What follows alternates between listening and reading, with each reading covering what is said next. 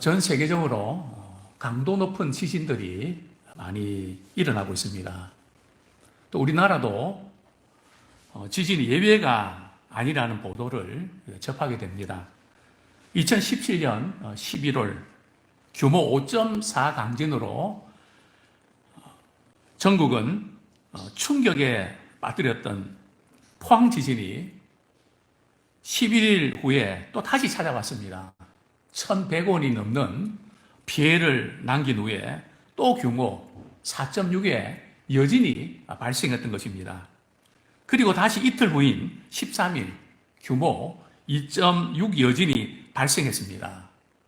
지진은 그동안 쌓아왔던 그 모든 것을 한꺼번에 뒤흔들어 버립니다.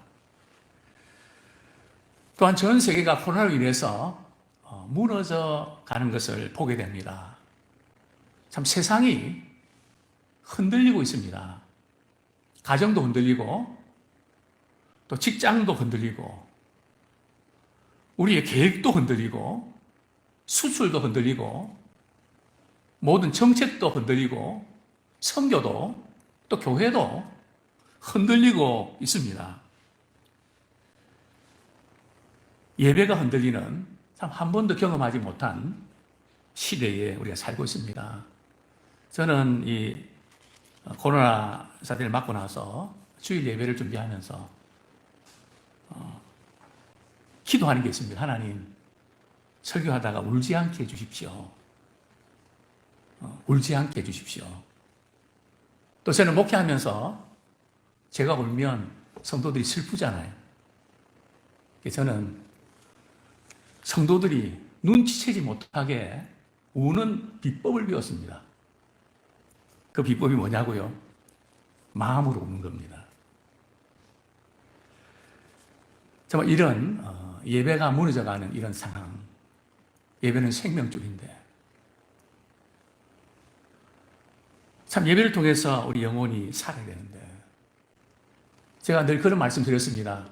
교회를 가까이 하면 죄가 멀어지고 죄를 가까이 하면 교회가 멀어진다. 과연 우리 성도님들이 지금 어떤 상황에 있을까? 그래 마음이 아프고 힘들 때 주님의 은혜 받고 일어나야 되는데 병에 걸리지 않을까? 상당히 마음에 걱정과 부담을 많이 안고 있습니다. 이렇게 터가 무너질 때 어떻게 해야 될까요? 정말 삶이 온통 무너져 내릴 때에 우리 신앙인들은 어떻게 될까요? 오늘 다윗은 터가 무너지면 의미 무엇을 하랴? 믿음 생활 바로 하고 싶고 정말 잘하고 싶었는데 이게 터가 무너지니까 할 수 있는 게 별로 없다는 거죠. 참 고도의 지혜가 필요합니다. 저는 오늘 우리 터가 무너지면 어떻게 할까 이 주제로 첫 번째로 도전하고 싶은 것이 있습니다. 터가 무너질 때 선택을 잘해야 한다. 터가 무너질 때 선택을 잘해야 됩니다. 시편 11편 1절 이렇게 기록되어 있습니다. 내가 여호와께 피하였거늘 너희가 내 영혼에게 새같이 내 산으로 도망하라 하면 어찌함인가. 오늘 본문은 다윗이 지은 시입니다. 아마도 다윗이 사울왕의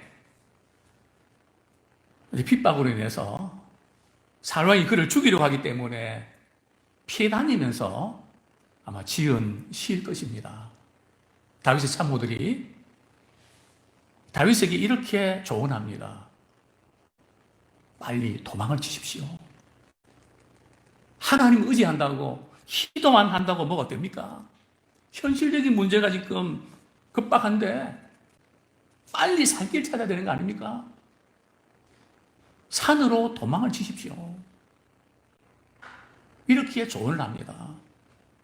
사람이 어렵고 힘들 때에 주위 사람들 가운데 무슨 말을 듣는가 굉장히 중요합니다. 마음이 역하고 지쳐있을 때는 주위에서 이렇게 말하는 것, 또 저렇게 말하는 것에 따라서 우리는 흔들리기 쉽기 때문에 그렇습니다. 오늘 본문의 배경을 조금 이해를 하셔야 되는데요. 우리 아가페 성경, 큰글 성경, 우리 810페이지, 우리 시편 11편 요약, 이거 제가 15년 전에 제가 직접 요약한 내용이거든요. 벌써 15년 됐더라고요. 이 지금 편집 작업을 한 지. 그때 제가 이렇게 요약해서 정리했습니다. 읽어드립니다. 악인들의 행포가 극심하여 과연 공의 하나님이 살아계시는지 의심스러운 상황에서 친구들은 다윗에게 도피하여 목숨을 보존하라고 충고하였습니다. 그러나 다윗은 오직 하나님을 굳게 의지하는 적극적인 자세를 취함으로 위기를 극복하였습니다. 다윗은 원수의 위협을 느끼면서 도망치고 싶은 유혹을 받게 됩니다. 그 어디에도 자신을 받아주는 곳이 없습니다. 지금 다윗이 처한 상황은 지명수변입니다. 사울왕은 다윗을 죽이려고 혈안이 되어 있습니다. 신고하는 사람에게 고액의 현금도 걸었습니다. 현상금도 걸었습니다. 다윗은 아무데도 갈 수 없었습니다.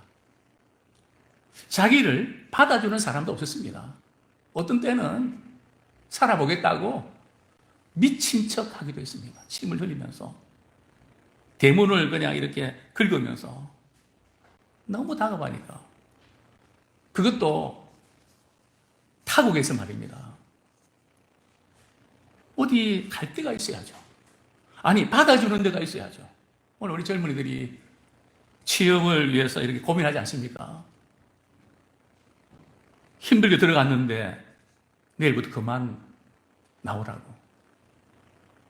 참 낙심되는 이런 일도 우리에게 많이 있습니다. 참 이런 그 상황에서 우리는 때론 도망치고 싶습니다. 그냥 다 모든 것을 두고 어디론가 떠나고 싶습니다. 모든 관계도 때로는 부담으로 올 때도 있습니다. 너무 힘드니까. 다윗이 그랬습니다. 이렇게 터가 무너질 때 우리 선택을 잘해야 되는데 다윗은 그래도 하나님께 비합니다. 제가 어디로 가겠습니까? 제게는 하나님밖에 없습니다. 그러나 현실로 돌아가면 그게 아닙니다. 해야 될 일들, 풀어야 될 일들, 갚아야 될 돈들, 처리해야 될 일들이 산더미처럼 쌓여 있습니다. 야, 이렇게 기도만 한다고 뭐가 되는 건가? 믿음 생활 한다고 뭐가 되는 건가? 일단 내 삶을 정리해보고 그 다음에 신앙생활은 덤으로 해야 되는 거 아닌가? 이렇게 우선순위의 갈등을 우리가 느낄 때도 있습니다. 참 이런 힘든 상황 속에서 다윗의 친구들, 참모들은 산으로 도망을 쳐라. 이렇게 충고합니다. 발등에 떨어진 불은 일단 끄어볼 일이 아니야. 다른 거 생각하지 말고 먼저 도망을 쳐라. 그러나 우리가 위기 상황 속에서 주위 사람들에게 어떤 조언을 들을 때에 분명히 우리가 참고해야 되고 귀담아 들어야 됩니다. 자, 그러나 우리가 한 가지 분명히 할 것이 있습니다. 그 충고가 하나님을 가까이 하는 결과를 낳는지 아니면 하나님을 멀리 하는 결과를 낳는지를 우린 점검하셔야 됩니다. 당장 돈이 되고 안 되고 물론 중요합니다. 생활해야 되니까요. 누가 책임져 줄 겁니까? 우리 가족들을 누가 책임질 겁니까? 그럴 때 우리는 필요한 돈도 있어야 됩니다. 그러나 우리는 갈등하게 됩니다. 내가 그 일을 하면 하나님과는 멀어질 텐데. 우리는 고민에 빠지게 됩니다. 당장 발등에 떨어진 불을 끄기에 급급할 건가? 아니면 하나님 가까이 할 건가? 끊임없이 우리는 고민하지 않습니까? 그러면서 우리는 이렇게 기도, 하나님, 이번만 봐주십시오. 이번만 봐주십시오. 이번은 어떻게 할 수 없습니다. 하나님도 다 이해해 주실 겁니다. 우리 하나님은 이해해 주시고 안 해주시고 그런 분이 아닙니다. 하나님께 이해를 구하지 마십시오. 우리 하나님께서 기뻐하신 일을 구하십시오. 힘들지만. 다윗의 참모들은 다윗이 지금 하나님께 비하고 그분께 매달리고 있는데 왜 그러고만 있냐? 빨리 산으로 도망해라. 그게 살 길이다. 예, 살 길에 대한 SOS가 지금 콜하고 있습니다. 정말 어렵고 힘들 때 때로는 도망치는 것이 해결책일 수도 있습니다. 사람이 너무 피곤하고 지칠 때는 좀 그런 어떤 경우들이 때로는 필요합니다. 그러나 중요한 것은 위기 상황 속에서 인생의 코스를 잘 잡아야 됩니다. 내가 뭘 해야 되지? 그 일을 잘하는 것도 필요하지만 방향을 잘 잡아야 되는 언제요? 위기 상황 속에서. 터가 무너질 때. 터가 무너질 때 우리의 마음을 어디다 세팅하는가? 마음을 어디에 둘 것인가? 우리의 마음의 사다리는 어디에 걸쳐 있는가? 저는 사다리에 대한 징크스가 있습니다. 왜냐하면 사다리에 이렇게 올라갔다가 떨어진 적이 있으니까요. 그 걸치는 데가 불안정하면 흔들흔들 하다가 넘어집니다. 지금 우리 인생의 사다리, 우리의 마음은 어디에 걸쳐 있습니까? 안전합니까? 불안전합니까? 과연 우리는 우리의 마음을 어디에 두고 삽니까? 마음의 주소가 어디입니까? 우리가 사는 주소도 중요하지만 우리 마음의 주소가 어디입니까? 우리의 마음은 하나님께로 향하기를 원합니다. 그분을 의식하기를 원합니다. 왜 그럴까요? 만약에 다윗이 그의 참모들의 이야기를 듣고 산으로 도망했더라면 어떤 일이 벌어졌을까요? 탈이 날 뻔했습니다.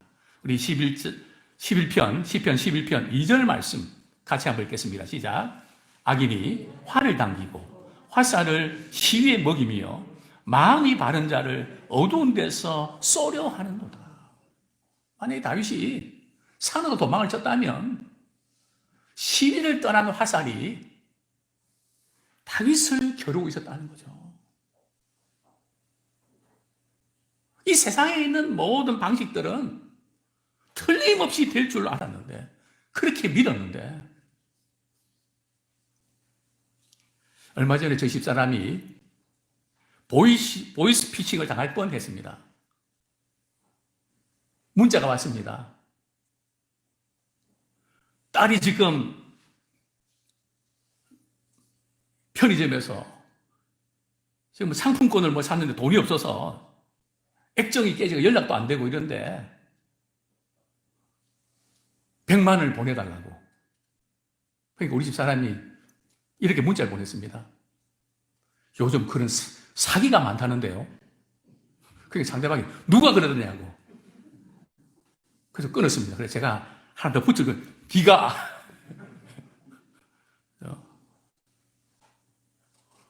참말이 어렵고 힘드니까 참 이런 일들이 많이 일어납니다. 뭐 다 그냥 믿고 뭐 그냥 그 문장을 보면요 엄마한테 이야기하는 것 같고 뭐 쏟겠더라고요. 그러나 사람이 하는 것은 반드시 탈이 납니다. 그래서 우리는 늘 확인하고 또 확인해야 됩니다. 그래서 64년 전화인 거 아닙니까? 전화 액정 깨졌니? 아니, 전화 잘만 되는데 그런 거 없는데. 확인 안 했더라면. 다윗도 지금 화살을 말이죠. 시위를 따는 화살이 지금 그냥 이렇게 맞을 뻔 했는데 하나님께 피했더니 그분을 의지했더니 하나님께서 살 길을 열어주셨습니다. 위기 상황 속에서 우리의 인생의 코스를 잘 잡는 저와 여러분 되기 원합니다. 인생의 코스는 하나님을 향하여 가는 것이 잘 잡는 것이고요. 하나님을 멀리 하는 것은 잘 못 잡고 있는 것입니다. 그래서 성경은 하나님을 가까이 하는 것이 내게 복이라고 말씀하고 있습니다. 제가 요즘 읽고 있는 책 가운데 한 부분을 소개합니다. 하버드 상위 1%의 비밀이란, 하버드에서 상위 1%가 사람들이 성공하는 그 비밀에 보면 이런 내용이 나옵니다. 두려움을 만드는 신호를 차단하고 우리가 꿈꾸는 것에 가장 본질에 다가갈 때 두려움을 만드는 신호를 차단해야 된다는 거죠. 야, 이렇게 하다가 이렇게 되면 어떻게 되지? 자꾸 두려움이 찾아옵니다. 이렇게 되는 거 아니야? 끝난 거 아니야? 우리 처자식은 어떻게? 우리 직장은 어떻게? 여러 가지 두려움을 만드는 신호도 있습니다. 그걸 차단해라. 그리고 우리가 꿈꾸는 것에 가장 본질에 다가갈 때 우리는 그 힘을 만날 수 있다. 그렇게 우리는 새로운 변화를 만들어야 된다. 이 차단의 법칙입니다. 이 위기 상황 속에서 우리 세상에서 수많은 그런 이야기들, 유튜브에서나 TV나 매스컴에서 나오는 수많은 이야기들, 그래서 우리가 참고를 하지만 때때로 우리가 하나님을 가까이 하고 그분의 인도하심을 구하는, 하나님 이런 경우는 어떻게 해야 됩니까? 하나님 가르쳐 주십시오. 오늘 우리가 물어야 될 질문은, 오늘 우리가 찾아야 될 대상은 바로 주님이십니다. 어떻게 찾습니까? 주님, 이런 경우는 어떻게 해야 되죠? 가르쳐 주세요. 참 우리가 낙심되고 좌절할 수밖에 없는, 터가 무너진 것 같은, 야, 이제는 이렇게 끝장난 거 아닌가 하는 그런 수많은 사연들이 있지 않습니까? 그때마다 주님께 이렇게 물으십시오. 주님, 이런 경우는 제가 어떻게 해야 됩니까? 정말 다윗은 산모의 조언을 따라서 산으로 도망쳤다면 그는 죽임을 당할 수밖에 없었습니다. 불의한 자는 자신들의 불의를 은폐하기 위하여 마음이 바른 자를 어두운 데서 쏘려 합니다. 어두운 데서 마음이 바른 자를, 바르게 사람들을 쏘고 있다는 거죠.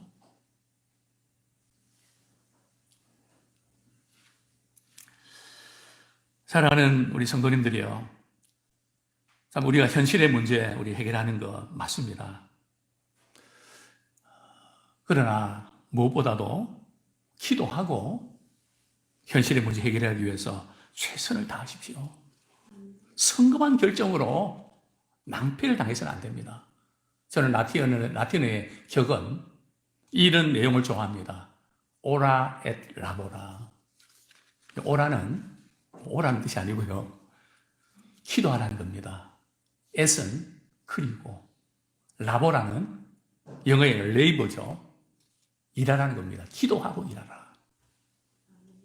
일만 하고 기도는 안 하는 것도 문제입니다. 왜냐하면 방향이 잘못될 수 있거든요. 하나님 방식으로 안 하고 내 방식으로 가기가 쉽거든요. 그래서 우리는 늘 기도하면서 하나님이 우리 인생을 이끌어 가시도록, 하나님께서 우리의 자녀들과 손주들을 이끌어 가시도록 늘 그분께 기도하길 원합니다. 정말 주님께 붙잡혀 있는 우리가 부모로서 할 수 있는 것이 너무나 한계가 있습니다. 터가 무너졌는데 우리가 뭘 할 수 있을까요? 무엇보다도 우리의 마음을 어디에 두느냐. 다윗은 이렇게 터가 무너지는 상황 속에서 어떻게 극복했을까요? 두 번째 도전합니다. 터가 무너질 때 하나님의 눈을 의식해야 합니다. 우리 성경 말씀, 우리 4절, 5절 한번 같이 읽겠습니다. 시편 11편 4절, 5절. 같이 읽겠습니다. 시작. 여호와께서는 그의 성전에 계시고 여호와의 보좌는 하늘에 있으며 그의 눈이 인생을 통촉하시고 그의 안목이 그들을 감찰하시도다. 여호와는 의인을 감찰하시고 악인과 폭력을 좋아하는 자를 마음에 미워하시도다. 참 터가 무너질 때, 또 악인들이 우리를 해치고 우리 힘들게 하는 그런 상황에 놓여졌을 때 우리는 자꾸 문제에 빠지게 됩니다. 헤어나오질 못합니다. 마치 말 한 마리가 모래사장에 아이들이 파놓은 그 웅덩이에 빠져서 거기서 헤어나오려고 발길질 하지만 자기 몸무게에서 점점 빨려 들어가는 것처럼 내가 이러면 안 되는데 안 되는 하면서 우리는 빠져들어가는, 문제 속에 빠져들어가는, 정말 우리 인생은 문제 더미 속에 살고 있습니다. 박문제, 이문제, 김문제, 고문제, 최문제, 다 문제입니다. 문제는 풀 수 있는 문제가 있고 풀 수 없는 문제가 있다는 겁니다. 너무나 많은 사람들이 내 인생에 풀 수 없는 문제 때문에 풀 수 있는 문제도 손을 못 댄다는 겁니다.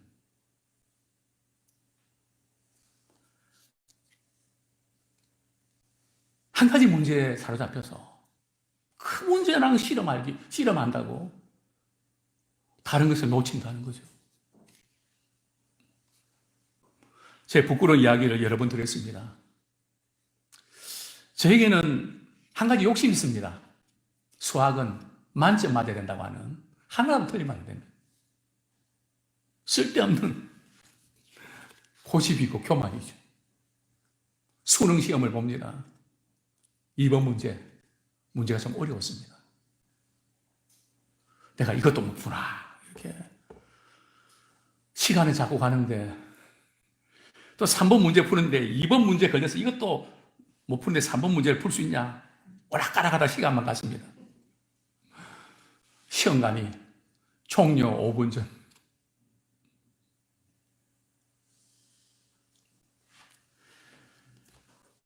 두세 문제 풀고 종이 쳤습니다. 15문제를 풀지 못했습니다. 재수하면서 열심히 공부했는데 너무 괴로웠습니다. 이 바보 같은 놈. 그 2번 틀려주고 똑같이 2점짜리인데 고집도 센 고집이지. 풀 수 있는 문제도 그래 못 푸냐?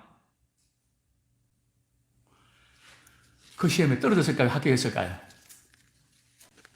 저는 그래도 합격할 줄 알았습니다. 저를 믿었거든요. 떨어졌습니다. 다른 것은 거의 만점 맞았는데 거기서 왕창 나갔습니다. 너무 괴로웠습니다. 하나님 기도하면 열심히 했는데 이게 뭡니까? 자기가 잘못해놓고 하나님이 안 도와주셨다고 그냥 원망하고, 하나님, 제가 이 실패를 통해서 깨달을 수 있는 교훈 주십시오. 너무 아픕니다. 죽고 싶었습니다. 너무 실망이 돼서요. 그때 주님께서 제게 이렇게 감동하셨습니다. 앞으로 인생을 살다 보면 많은 문제를 만날 거야. 문제 가운데 어려운 문제도 있고 쉬운 문제도 있어. 그냥 어려운 문제 만나거든. 그것 때문에 쉬운 문제도 풀지 못하고 손 놓는 일이 없도록 해라. 쉬운 문제 풀다 보면 그 어려운 문제도 풀 수 있단다. 저는 그 실패 아픔은 컸지만 우리가 살아가면서 문제를 다루는 방식에 지혜를 얻었습니다. 정말 그렇습니다. 우리가 문제에서 살아보지 말고 문제 배워서 일하시는 하나님의 눈을 의식하기 원합니다. 다윗이 터가 무너지는 상황 속에서도 이겨낼 수 있었던 비결이 뭘까요? 분명히 악인이 그를 죽이려고 했습니다. 사울왕이 다윗을 죽이려고 했습니다. 사위인데, 장인광인데, 나라의 충신인데 어떻게 그럴 수가 있습니까? 정말 이렇게 낙심되고 좌절될 수밖에 없는 그런 상황 속에서도 정말 악인이 의인을 괴롭힌다는 걸 알았습니다. 그러나 다윗은 그것만 안 게 아니고요.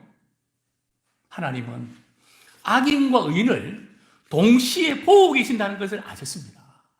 이걸 우리가 붙잡으셔야 돼요. 악인이 나에게 끼친 해와 고통만 우리가 바라보지 말고 하나님은 그 모든 걸 다 보신다는 거예요. 하나님의 눈을 의식하는 자 되길 원합니다. 터가 무너질 때에 사람 의식하지 마시고 하나님의 눈을 의식하는 지혜로운 저희들 되길 원합니다. 여호와께서는 그의 성전에 계시고 여호와의 보좌는 하늘에 있으며 그의 눈이 인생을 통촉하시고 그의 안목이 그들을 감찰하신도다. 일거수일투족을 하나님은 예리한 눈으로 다 보고 계신다는 겁니다. 여호와는 온 땅을 두루 감찰하사 자기를 향하여 전심으로 찾는 자에게 능력을 베푸시나니 하나님의 눈은 오늘도 예배드리는 우리 모두에게 우리의 삶의 현장에 일어나는 모든 것 가운데 그분은 보고 계십니다. 억울하게 당하는 그 모든 상황도 하나님은 보고 계십니다. 하나님이 보시면 끝나는 거예요. 하나님도 몰라주시는 것 같고 나만 이런 것 같다는 생각에 우리가 묶여서 낙심할 수밖에 없지만 우리 하나님은 우리를 주목하십니다. 감찰하신다는 것은 주목하신다는 겁니다. 뚫어지게 바라보시고 세밀하게 바라보신다는 겁니다. 우리의 비하인드 스토리까지 그분은 다 알고 계십니다. 세상은 결과를 우리에게 요구하지만 그 과정 속에서 어떤 것이 있었는지 어떤 마음으로 그 일을 또 하게 됐는지 그분은 그 비하인드 스토리를 다 아시고 다 보시고 그 연장선에서 우리에게 역사하신 줄 믿습니다. 우리가 하나님의 눈을 의식할 때 온갖 고뇌와 무거운 마음을 극복할 수 있는 힘을 얻게 됩니다. 그렇습니다. 그러나 우리 하나님의 눈을 의식하지만 또 현실을 바라보면 절망감과 무력감을 느낍니다. 우리 성도님은 삶의 터전을 무엇으로 삶의 터전을 삼고 있습니까? 돈입니까? 친구입니까? 권력입니까? 지식입니까? 재능입니까? 건강입니까? 우리의 삶의 터전이 무엇입니까? 이러한 모든 것은 쉽게 무너집니다. 우리는 변하지 않는 그 토대 위에 우리의 인생에 기초를 세우길 원합니다. 우리의 소망은 주님께 있습니다. 이 세상의 모든 것은 변합니다. 우리가 소망을 걸 대상은 못 됩니다. 우리가 소망을 걸 대상은 오직 주님밖에 안 계십니다. 이 몸의 소망 무엇인가? 우리 주 예수뿐일세. 우리의 시선을 그분께 향하면서 나아가기를 원합니다. 사방이 막혀있고 답답할 때 있습니다. 그때마다 저는 하늘을 바라봅니다. 하늘은 뚫려 있습니다. 뻥 뚫려 있습니다. 하나님께서 우리에게 은혜를 베푸시고 우리의 피난처가 되십니다. 우리 하나님은 지금 어려운 상황 가운데도 교회에 계십니다. 그리고 운행하시고 감찰하십니다. 우리 사극에 보면 우의정, 좌의정 또 이렇게 그 참모들이 뭐 상소문이 올렸는데 그렇게 되기를 원하는 마음으로 임금에게 이렇게 진언합니다. 어떻게 해요? 전하, 통촉하여 주시옵소서. 뭐 좀 비슷합니까? 전하, 통촉하여 주시옵소서. 우린 전하가 아니고요. 살아계신 하나님 앞에 우리의 문제를 안고 기도합니다.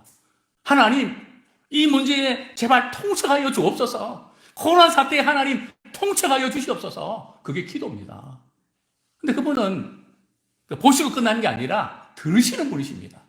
가장 좋은 것으로 우리에게 공급해 주신 분이십니다. 터가 무너질 때 저는 세 번째로 도전하고 싶은 게 있습니다. 하나님께서는 우리의 믿음을 시험하십니다. 터가 무너질 때 의인이 무엇을 하고 이런 상황 속에서 무엇을 할 수 있습니까? 근데 분명히 우리 알아야 될 것은 말이죠. 하나님께서는 이렇게 말씀하십니다. 우리 5절부터 7절까지 같이 한번 읽겠습니다. 시작. 여호와는 의인을 함찬하시고 악인과 폭력을 좋아하는 자를 마음에 미워하시도다. 악인에게 그물을 던지시리니 불과 유황과 태우는 바람이 그들의 잔에 소득이 되리로다. 여호와는 의로우사 의로운 일을 좋아하시나니 정직한 자는 그의 얼굴을 배우리로다. 우리 하나님께서는 의인을 감찰하십니다. 물론 악인도 감찰하시고요. 양쪽 다 감찰하십니다. 사울왕은 다윗을 죽이려고 혈안이 되어 있습니다. 그런데 우리가 참 궁금한 것은 하나님께서는 사울왕을 세운 것을 후회하십니다. 그리고 버렸다고 성경은 말씀합니다. 그리고 다윗에게 그 다음 왕으로 기름을 붓습니다. 그 기름을 붓고 몇 년간 지나간지 아세요? 무려 20년간을 보냅니다. 좀 당장 세우시면 좋을 것 같은데 될 듯 될 듯 하면서 너무 시간이 지체되는 겁니다. 왜 하나님께서 그렇게 하실까요? 좀 세우시더라면 빨리 좀 해결해 주시지. 또 어떤 분들은 왜 하나님이 살아계신다면 이 악인이 이렇게 득세하고 이렇게 지금 물타기를 하고 있는데 왜 하나님은 이렇게 그냥 두십니까? 제거해버리시고 정리해버리시고 좀 새롭게 해주셔야 되는 거 아닙니까? 우리 하나님이 계신다면 어떻게 이럴 수 있습니까? 이런 생각을 가졌던 구약의 인물이 나옵니다. 누구죠? 요나. 그죠? 요나. 그죠?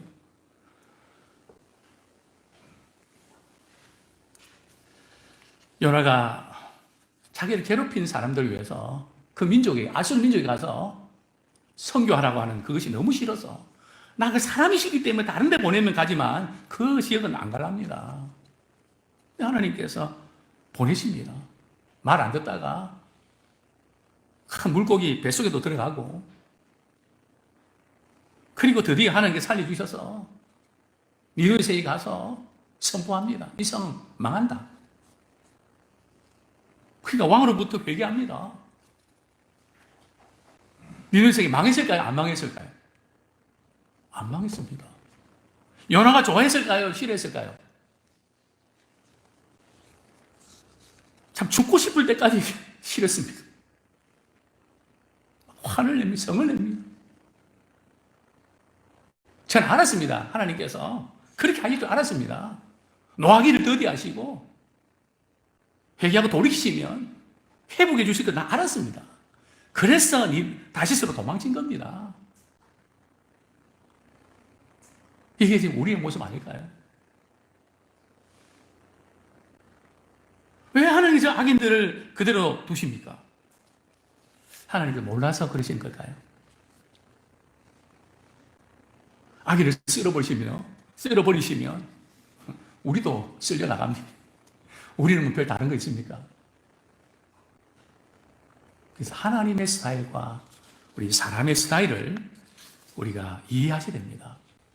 어릴 때 저는 옛날에 서부의 보안관 버드 랭커스터 나타나면 악당들을 몰아냅니다. 곤정차고 말이죠. 절대 이 주인공은 안 죽습니다. 총에 맞아도 일어납니다. 저는 그런 믿음이 있더라고요. 저 주인공은 절대로 안 죽는다. 그게 재미가 없더라고요. 하나님 그런 분이시대. 악인은 다 몰아내시고 의인들만 사는 세상을 하나님 만들어 가신 걸까요? 아닙니다. 왜 교회도 좀 의인들만 모이고 좀 그런 거를 하나님도 그렇게 만들어 주시지. 그냥 사람들이 모여서 문제도 많고. 왜 그렇습니까? 그게 하나님의 스타일입니다.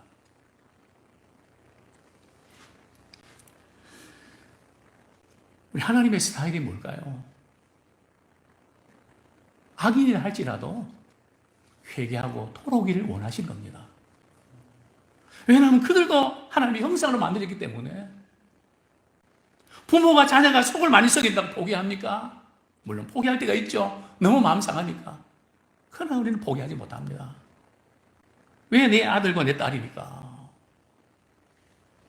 저도 너무 낙심되고 좌절되어서 하나님께 때를 쓴 적이 있습니다. 하나님, 이제 저를 포기해 주십시오. 하나님의 사랑받는 것도 부담스럽고요. 하나님께서 제게 기대를 건다는 것도 힘듭니다. 이제 좀 포기해 주십시오. 난 너 포기한다고 말씀해 주십시오. 1시간 동안 소리 쳤습니다. 나를 포기해 주십시오. 그럴 때마다 무슨 스테레오로 하나님께서 그렇게 말씀하시는 게 아닙니다. 그러나 마음에 분명한 메시지를 주십니다. 나는 죽어도 너를 포기 않는다. 나는 너를 절대 포기하지 않는다. 너는 내 것이다. 이것이 하나님 스타일입니다. 우리 베드로 후서 3장 9절에 이렇게 말씀합니다. 오직 주께서는 너희를 대하여 오래 참으사 아무도 멸망하지 아니하고 다 회개하기에 이르기를 원하시니라. 이제는 우리 스타일을 고집하지 말고 하나님의 스타일을 받아들이기를 원합니다. 신앙생활을 하는데 가장 힘들게 하는 사람이 누군지 아십니까? 자기 방식으로 신앙생활하는 사람입니다. 이제는 이렇게 어렵고 힘든 모든 상황 속에서 이제 우리 남은 세월, 이제는 하나님 스타일로 한번 살아보길 원합니다. 강남 스타일 말고요. 하나님 스타일 말입니다. 이제는 하나님께서 말씀하신 그대로 한번 제가 살아보랍니다. 다른 방법 우리가 많이 써봤습니다. 그러나 별로였습니다. 이제 우리의 살 길은 하나님 방식으로 나가는 겁니다. 우리 하나님은 의인과 악인을 쌍방향으로 교훈하십니다. 이거 우리 아셔야 돼요. 군대에서 상사가 부하들을 괴롭히는 상사가 있으면 훈련을 잘 받는 겁니다. 훈련터에서 고되게 훈련받으면 전쟁터에서 피를 적게 흘린다는 말이 있습니다. 참 우리에게 잘해주는 사람이 있으면 감사하지만 때로는 막 힘들게 하는 사람이 있습니다. 내 자신을 자꾸 건드리고 마음을 아프게 하는 분이 있습니다. 특별히 잘못해서 그런 게 아니라 스타일이 그렇다는 거죠. 피하고 싶은 사람이 있습니다. 그러나 피하지 마십시오. 하나님께서는 그분을 통해서 우리의 가장 약한 부분을 만들어가기를 원하십니다. 의인과 악인. 그래서 정말 믿음의 사람들이 하나님을 멀리하게 되면 하나님께서는 세상 사람을 들어서 교회를 믿는 사람들을 핍박합니다. 지금 우리가 세상에서 이렇게 어려움 겪고 있는 것은 결국 우리가 여러 가지 문제도 있지만 우리가 분명히 하게 될 것은 우리가 하나님 앞에서 우리의 믿음의 본질을 놓쳤다는 겁니다. 그러면 세상을 들어서 우리 하나님께서 믿음의 사람들을 이렇게 단련하십니다. 그런데 우리 그걸 통해 정신 차리고 이제 한국교회도 우리 자신도 우리 교회도 정신 차려야 됩니다. 그래서 믿음의 본질을 붙잡으면 그때 또한 하나님께서는 그 악인을 또 징계하십니다. 물론 악인은 의인이 어떻게 하는 것을 보고 영향받아 돌아옵니다.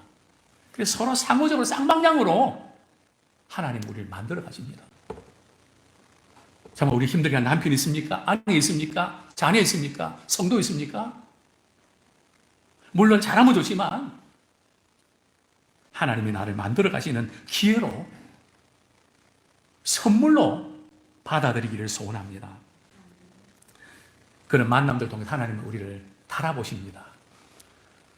5절에 여호와는 의인을 감찰하시고, 여기 오문에 보면 이 감찰한다는 뜻은 달아보시고 시험한다는 겁니다. 터가 다 무너져서 다 손을 놓고 나 못하겠다, 이제 할 만큼 했다, 뭐 이렇게 생각될 때 그 가운데서도 얼마나 우리가 주님을 사랑하는지, 내게 맡겨진 귀한 사명들을 어떻게 감당하는지 주님은 그것을 보시는 겁니다. 도저히 못하겠습니다. 한계상에 부딪힐 때 주님의 눈을 의식하고 역할을 잘 감당하는 우리 모두가 되기를 소원합니다. 본문 7절 말씀, 여호와는 의로우사 의로운 일을 좋아하시나니 정직한 자는 그의 얼굴을 배우리다. 우리 하나님은 의로운 일을 행하는 사람을 좋아하십니다. 우리는 하나님이 좋아하시는 사람이 되기를 원합니다. 그런 사람들이 좋아하는 것도 필요하지만 우리는 다른 어떤 것보다 하나님이 좋아하시면 그만입니다. 하나님이 싫어하시면 끝장입니다. 우리의 기준은 우리가 직장이든 가정이든 어디서 무엇을 하든지 정말 하나님이 좋아하시는, 하나님이 좋아하시는 게 뭡니까? 믿음이 신실합니다. 그분을 의식하고 그분을 신뢰합니다. 그리고 정직한 자는 그의 얼굴을 배우리다. 이런 놀라운 하나님의 은혜와 사랑을 경험하는 믿음의 삶을 살기 원합니다. 이 세상의 모든 터가 무너지는 순간에도, 내가 그렇게 믿었던 모든 것이 무너져내는 순간에도 우리는 주님만을 의지하기를 원합니다. 담대함으로 우리 역할을 감당하기를 원합니다. 오늘 우리가 사는 이 사회는 기초가 무너져 있는 사회입니다. 사람들의 마음이 삭막하고 불안으로 가득 찬 사회가 되었습니다. 어떤 상황 속에서도 하나님만 의지하기를 원합니다. 그만두고 싶을 때 바로 하나님이 당신의 문제를 통해서 성장시키는 훌륭한 기회가 될 수 있습니다. 오직 하나님만을 피난처로 삼는 용기를 갖기를 원합니다. 하나님께서는 악인과 의인을 함께 보시고 결정적인 순간에 개입하십니다. 모르시는 게 아니에요. 참 그 돌아오기를 기다리신 것 뿐이지 하나님의 공의로운 심판이 있습니다. 정말 하나님께서 우리 은혜 베푸시고 오래 참으시지만 하나님의 데드라인에 걸릴 때는 영원한 심판과 형벌이 기다립니다. 오랫동안 기다리지만 일단 데드라인에 딱 걸려버리면 끝입니다. 우리는 기회 있을 때에 은혜 받는 자 되기 원하고 주님을 기쁘시게 하는 자 되기를 원하고 인생의 방향을 바로 삼는 그런 우리가 되기를 축원합니다.